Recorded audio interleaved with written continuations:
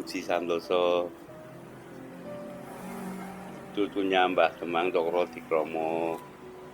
Saya itu keturunan ketujuh.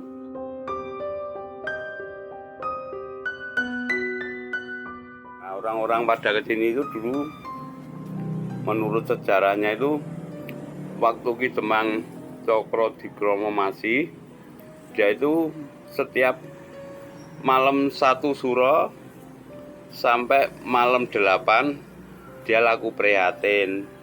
Setelah malam 8 Ki Demang Cokrodikromo itu istilahnya itu selesai, terus dia mandi di dalam sini.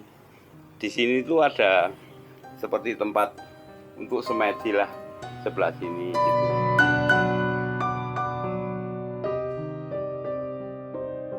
Memang kalau setiap suro malam 8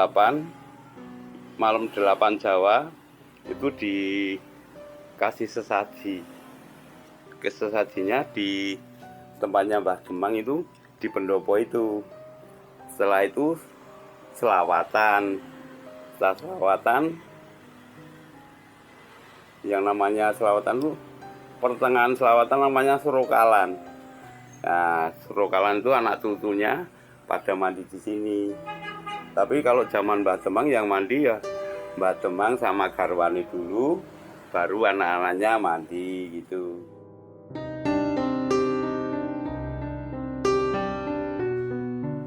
Peninggalannya itu, ya itu pendopo itu, ya sama sumur ini sama cungkup itu. Cungkup yang di sini itu cungkup pusaka, Mbak. Iya, jadi pusakanya si Mbak itu dikubur di cungkup itu.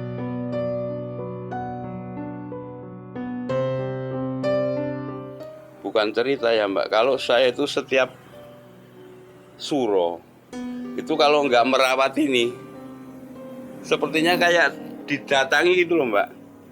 Saya itu seperti didatangi, kenapa kok ya tempat saya kotor gitu, ya dalam mimpi atau apa. Tapi yang jelas kalau setiap suro saya nggak berani kalau nggak bersih-bersih.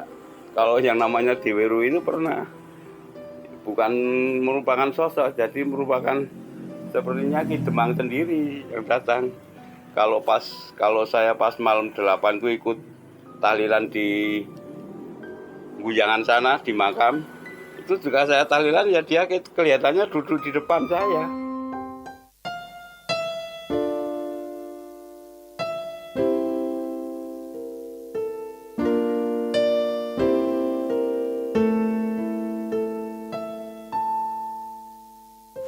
Halo pemirsa, ketemu lagi dengan saya Cici Masito dalam acara Napak Tilas, acara yang mengulas tentang legenda dan misteri. Tradisi Suran Mbah Demang merupakan sebuah tradisi yang biasa dilakukan untuk memperingati bulan Suro. Siapakah sosok Mbah Demang ini sesungguhnya? Bagaimana kisah semasa hidupnya?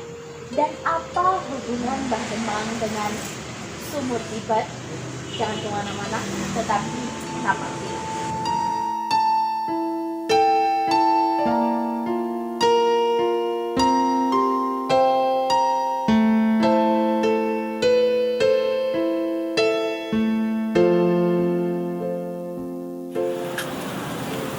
Pemirsa, kita sekarang sudah berada di Desa Banyuraden, Gambling, Sleman. Lebih tepatnya di Sumur Tiban Mbah Demang. Seperti apa kisah di balik Sumur Tiban ini? Langsung saja kita tanyakan kepada narasumber kita.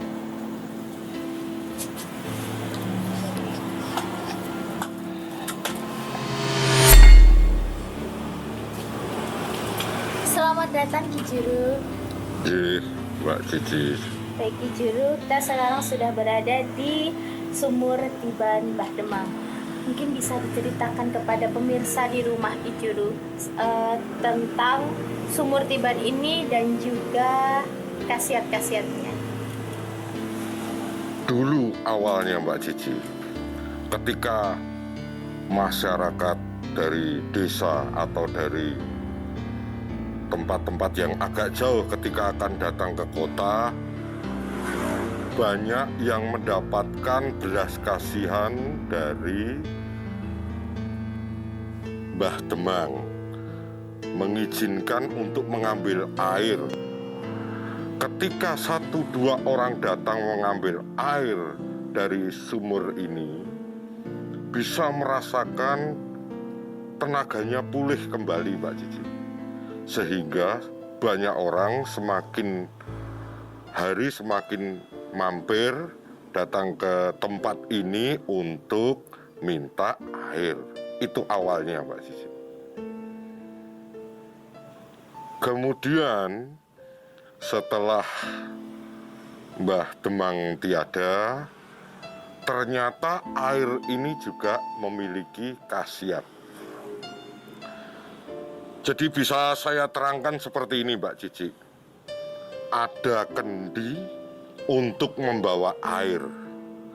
Itu yang dimaksudkan Mbah Demang ketika air itu dimasukkan dalam kendi untuk dibawa ke tempat dia bekerja atau pulang ke rumah, itu air itu akan mendapatkan kekuatan karena bercampurnya antara udara dan air. Kendi itu kan sebenarnya ada pori-porinya, Mbak. Dari lubang pori-pori ini, daya kekuatan air semakin kuat. Jadi ada yang dapat dikatakan kurang tepat ketika membawa air ini dibawa pulang, itu memakai plastik botol karena tidak ada pori-porinya. Jadi ketika air yang ada di sini dimasukkan ke dalam kendi, dayanya akan semakin bertambah, Mbak Cici. Berbeda kalau kita mengambil air, kemudian air itu dimasak. Ketika air dimasak, bakterinya mati, ini secara kesehatan. Tetapi daya kekuatannya dari air juga mati. Makanya Mbah Demang juga nguri-uri memakai kendi. Supaya apa? Supaya meskipun air ini dibawa pulang atau dimasak, ketika dimasukkan kendi lagi, itu akan dayanya akan kuat. Itu yang saya dapatkan dari tempat yang betul-betul memiliki daya kekuatan dari sumur Tiban ini, Mbak Cici. Baik pemirsa, jadi apabila Anda ingin berkunjung ke sumur Tiban dan ingin membawa pulang airnya, alangkah lebih baiknya menggunakan kendi daripada menggunakan wadah plastik, begitu Ki Juru. Nah, Ki Juru, ada nggak yang aura-aura tersendiri yang Anda rasakan setelah Anda memasuki lingkungan sumur sini, Ki Juru? Jadi Mbak Cici, tidak hanya sumur ini saja yang memiliki kekuatan atau daya, tetapi juga tempat yang berada di sebelah barat sumur ini. Karena Mbah Demang sering duduk di situ untuk mengasah kemampuannya. Jadi di sebelah barat sumur ini, Mbak Cici.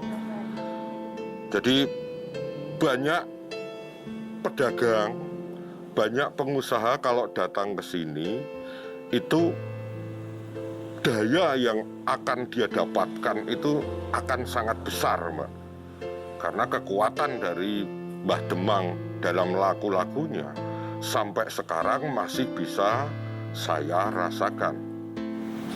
Baik Ki Juru, mengenai tempat yang Ki Juru bicarakan tadi, ada tempat di sebelah barat, lebih tepatnya di sebelah kanan kita pemirsa. Ki Juru tadi berbicara ada tempat untuk istirahat. Lebih tepatnya tempat itu seperti apa Ki Juru? Jadi semenjak zaman dulu sebelum Mbah Demang, itu tempat itu memang sakral, Mbak. Tempat itu menjadi titik di mana pertanian itu akan sangat maju, pertanian itu akan mendapatkan aliran air yang bagus. Awal mulanya dari tempat itu, Mbak. Jadi di tempat itu yang kalau lihat kita bentuknya makam, sebenarnya itu adalah simbol dari tanah yang sangat subur dan sangat maju. Meskipun setelah berhentinya Perang Jawa atau Perang Diponegoro, tempat di sekitar ini menjadi tempat untuk menanam tebu, Mbak. Karena Belanda betul-betul kehabisan dana setelah adanya Perang Diponegoro itu. Itu semasa zamannya Mbah Demang. Jadi sampai sekarang pun tempat itu masih wingit. Karena apa, Mbak? Ada peninggalan yang ditanam di tempat itu. Untuk tetenger dikasihlah makam, tapi sebenarnya di tempat itu ada pusaka atau barang yang dimiliki oleh Mbah Demang yang dikuburkan di tempat itu. Jadi ada pusaka-pusaka beliau yang dimakamkan atau dikuburkan di sebelah begitu. Ya, termasuk pusaka yang Mbah Demang dapatkan di tempat itu juga ikut ditanam. Untuk pusaka tersendiri yang tadi didapatkan di sana itu berupa apa, Ki Juru?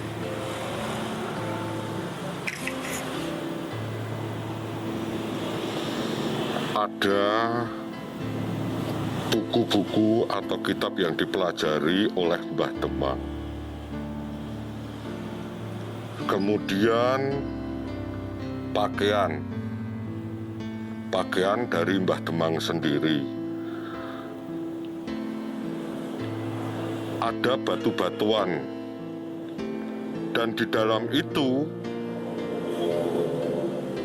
ada tongkat yang sering dibawa oleh Mbah Demang yang didapatkan dari tempat itu juga, Mbak. Kemudian ditanamlah di tempat itu. Baik, Ki Juru, terima kasih atas penjelasannya. Pemirsa, seperti itulah penjelasan mengenai sumur tiban yang ada di lokasi ini. Selanjutnya kita akan beralih ke salah satu Trah Ki Demang.